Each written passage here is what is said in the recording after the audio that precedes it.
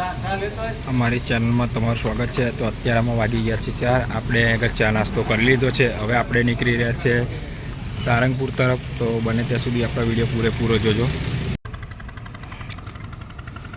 તો આપણે આટકોટ છે, આટકોટથી આપણે નીકળી ગયા છે સારંગપુર તરફ। તો તમે અમારી મહેનત ઉપર વિશ્વાસ રાખો। અમે મહેનત કરીએ છીએ અને બને ત્યાં સુધી અમારા વિડીયો શેર કરવાનું ભૂલતા નહીં અને સબસ્ક્રાઈબ ચેનલને કરવાનું ભૂલતા નહીં, કેમ કે સવારના 4 વાગે મહેનત કરીએ છીએ અમે। આટલી બધી રાત્રે સાયકલ ડ્રાઇવિંગ પણ કરીએ છીએ।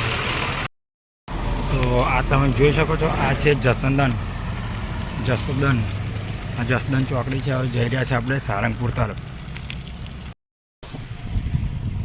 તો આપણે પાલિયાડ પહોંચી જઈશું અને આપણે પાલિયાડ 50 કિલોમીટર પૂરું થાય છે। હવે 5 કિલોમીટર બાકી છે અને પાલિયાડ આપણે પહોંચી જઈએ અને ત્યાંથી લગભગ 20 કિલોમીટરના અંતરમાં રહ્યું છે સારંગપુર। તો બને ત્યાં સુધી આપણા વિડીયો જોવાનું ભૂલતા નહીં, પૂરેપૂરા વિડીયો।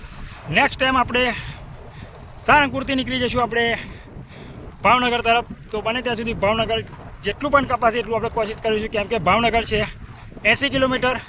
તો બને ત્યાં સુધી આપણે આયુ પહોંચી જઈએ સારંગપુર। તો આપણે બોટાદ 5 કિલોમીટર બાકી છે, ત્યાંથી બોટાદથી કેટલા કિલોમીટર બાકી છે પછી આપણે નેક્સ્ટ વિડીયો બનાવીએ છીએ। હવે બોટાદ 5 કિલોમીટર બાકી છે, બોટાદ પહોંચ્યા પછી આપણે બીજો। તો આપણે બોટાદ સિટીમાં રહીને નીકળ્યા હતા। ટ્રાફિક એટલું બધું હતું, મજા પણ આવી, ઠંડો ઠંડો પવન પણ હતો અને ટ્રાફિક તો ઘણું બધું હતું, કેમ કે મિનિમમ મારે 45 મિનિટ જેવું થયું, કેમ કે સિટી પાર કરતાં કેમ કે એટલું બધું ટ્રાફિક પણ આમાં। અને આપણે આવી ગયા છે હવે સારંગપુર, માત્ર 3 કિલોમીટર દૂર છે। તો ફાઇનલી આજે થાકી ગયો છું, કેમ કે આજે કન્ટિન્યુ 75 કિલોમીટર થતું હતું આપણે અને આજે 55 કિલોમીટર ઉપર આવી ગયા છે સારંગપુર।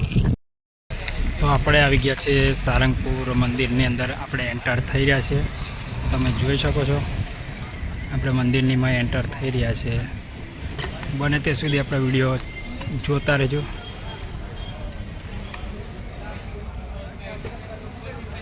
આ મંદિર છે, હનુમાનજીની મૂર્તિ છે।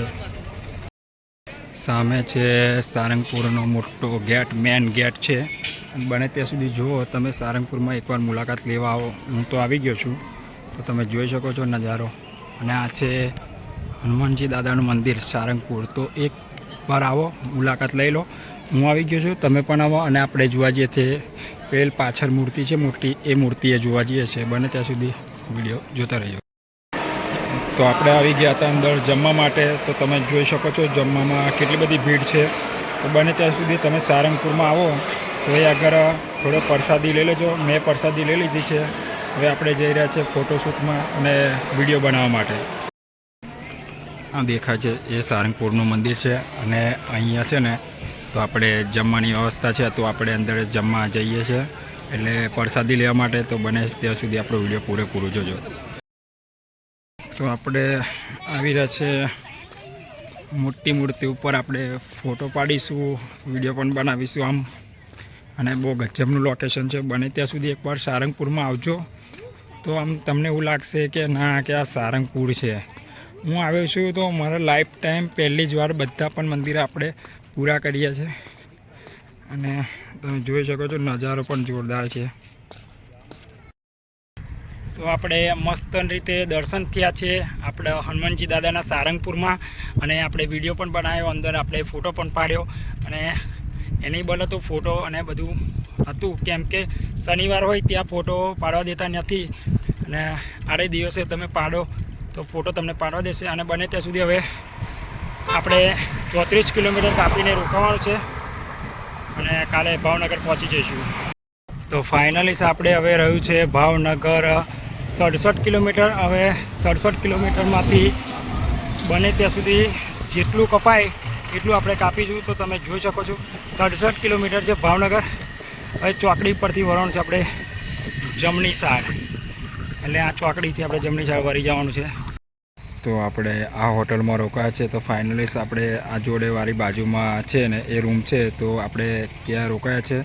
અને અહીં આગળ છે આ રોડ છે, અને રોડની બાજુમાં આપણે હોટલમાં રોકાયા છે, કેમ કે આપણે જોડે વ્યવસ્થા થઈ નથી એટલા માટે આપણે અહીંયા રોકાયા છે. તો બને ત્યાં સુધી આવી મદદ આપણી થાય છે, તો બને ત્યાં સુધી આપણો વિડીયો શેર કરતા રહેજો અને ચેનલને સબસ્ક્રાઈબ કરવાનું ભૂલતા નહીં. જય માતાજી.